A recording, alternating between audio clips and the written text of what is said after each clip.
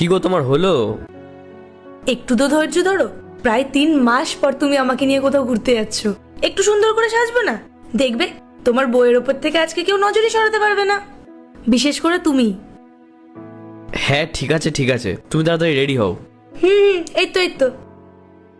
আচ্ছা রাহুল শোনো, বেরিয়ে কিন্তু সবার আগে আজকে আমরা ফুচকা খাবো, তারপর বেশ কিছুক্ষণ ঘুরবো, ঘুরে ট্রেনে ঘুগনি খাবো, আর শোনো সবার শেষে আমাকে বিরিয়ানি খাওয়াবে আর আইসক্রিম। এখন আবার কে কল করছে? বস, 1 মিনিট দাঁড়াও।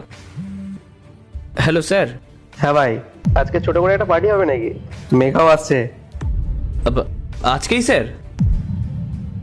হ্যাঁ আজকেই, আর এখনই। আর কি তুই বস বস লাগিয়ে রেখেছিস? আর আমি তোর অফিসের বস না, আমি তোর বন্ধু। ঠিক আছে স্যার, আমি আসছি। হ্যাঁ হ্যাঁ, তাড়াতাড়ি, মেঘাও প্রায় চলে এসছে।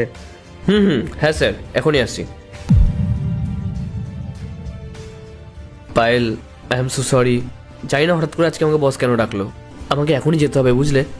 আর তুমি বিরিয়ানি আইসক্রিম খাবে বলছিলে না? ঠিক আছে, কোনো ব্যাপার না, আমি অনলাইনে অর্ডার করে দিচ্ছি, বাড়িতে এসে দিয়ে যাবে।